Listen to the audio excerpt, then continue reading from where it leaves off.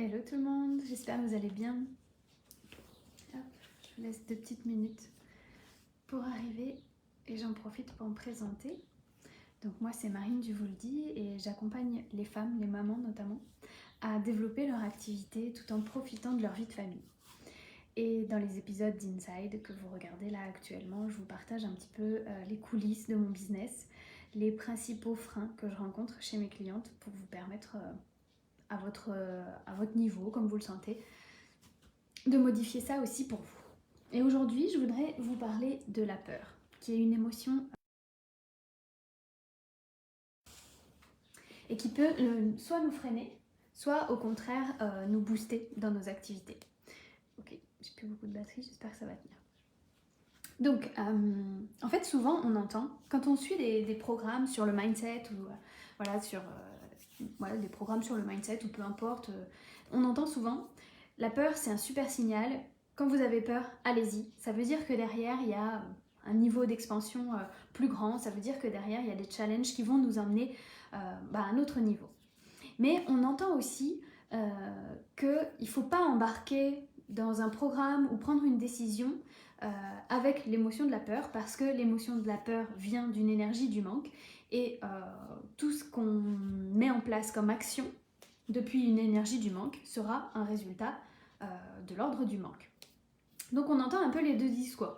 À la fois, la peur c'est un super signal, il faut y aller, et à la fois, quand il y a de la peur, n'y allez pas parce que c'est l'énergie du manque. Et du coup, je sais pas vous, mais moi, il y a quelques mois en arrière, j'étais vraiment prise entre ces deux trucs. C'est ok, je sais que la peur c'est quand même un super indicateur, que ça veut dire que derrière je vais sortir de ma zone de confort et donc potentiellement aller chercher des résultats plus grands. Et en même temps, ce truc de, effectivement, c'est quand même une énergie du manque. En fait, ce qu'il faut savoir, c'est, si on retourne un petit peu à la biologie de notre cerveau, c'est que la peur, c'est une émotion. Donc, comme toutes les émotions, c'est fugace, c'est rapide, ça dure que quelques secondes.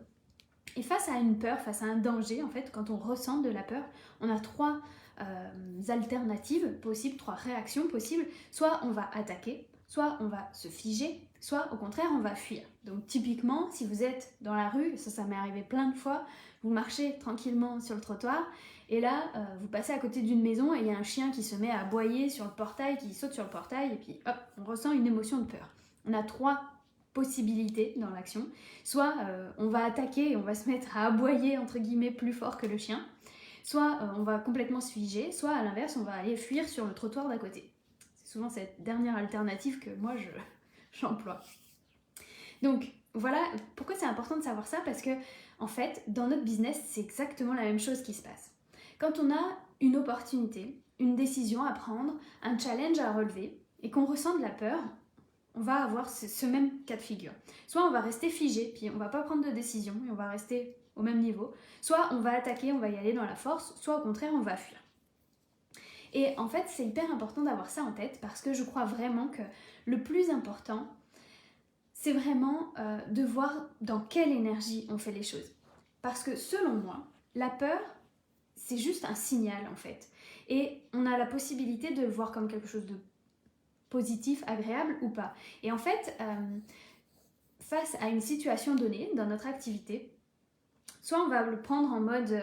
en fait, ce que je veux vous dire, c'est que pour moi, la peur, il y a deux énergies derrière la peur. Il y a les peurs qui sont, paralysantes, et où le challenge est tellement grand qu'on va pas se sentir à la hauteur, on va être dans l'énergie du manque, et là, dès lors qu'on fait les choses dans cette énergie-là, les résultats ne sont pas à la hauteur de nos attentes. Ou bien, il y a les peurs qui sont challengeantes, qui sont motivantes, qui vont nous booster. Vous savez, ce truc de punaise, ça fait peur, mais j'y vais quoi. C'est comme le grand toboggan ou les grandes montagnes russes quand on est dans un parc d'attractions. Ça fait peur, mais on a envie de le faire. Ça doit être la même chose dans votre business. Si vous avez une décision à prendre et que vous êtes paralysé par la peur, c'est peut-être que la décision d'y aller, c'est pas la bonne. Par contre, si vous avez peur, mais que vous sentez que ça vous donne un élan, comme une force vitale, quoi, un truc qui part de vos tripes et qui vous pousse en avant, là, dans ce cas, c'est une bonne décision. Donc, il n'y a pas de...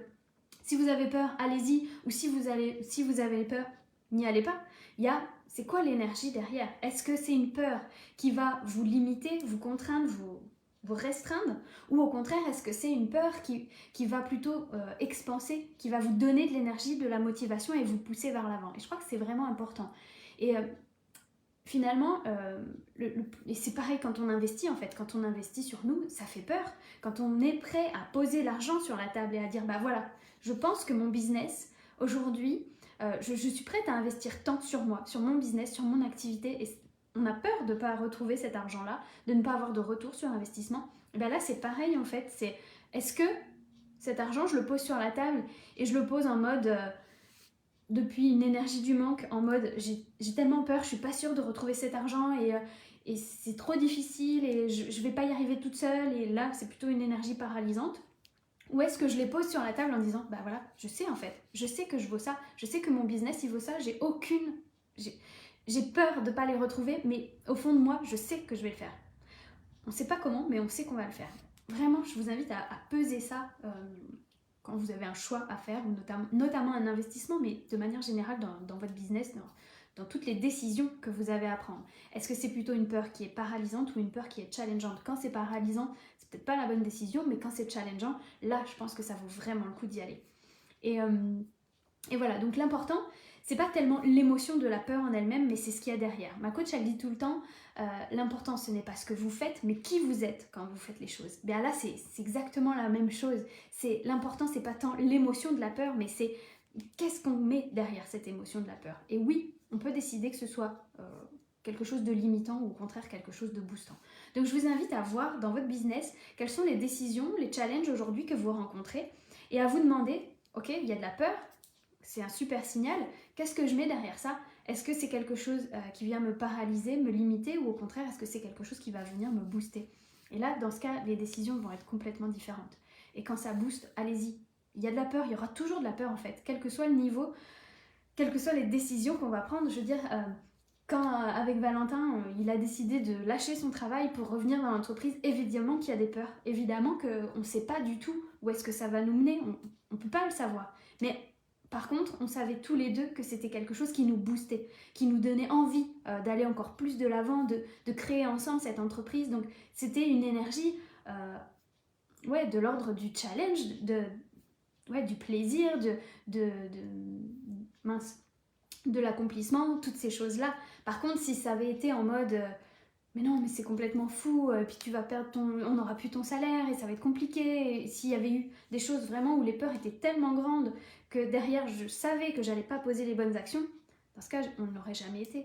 Donc oui, quel que soit le niveau dans lequel vous êtes, il y aura toujours des peurs. C'est une illusion de croire qu'à un moment donné, on n'a plus peur d'investir sur soi, de prendre telle ou telle décision, ça c'est faux. Par contre, à un moment donné, on grandit notre capacité à accueillir ces peurs, à les identifier, à voir si au contraire elles nous limitent ou si elles nous boostent, et à prendre les bonnes décisions. Et ça change tout. Les peurs, elles seront toujours là, mais par contre, vous aurez grandi votre capacité à gérer ces peurs, à faire face et à prendre les bonnes décisions. Et c'est là que ça fait toute la différence. Voilà ce que je voulais partager avec vous. Je ne sais pas si ça vous parlera, n'hésitez pas à me partager dans les commentaires justement si vous, dans votre activité, vous avez rencontré ce genre de peur. Quelles sont celles qui vous limitent, quelles sont celles qui au contraire vous boostent. N'hésitez pas à me partager tout ça. Je vous dis à très vite, à demain plutôt, dans un nouvel épisode d'Inside, et je vous souhaite une belle fin de journée.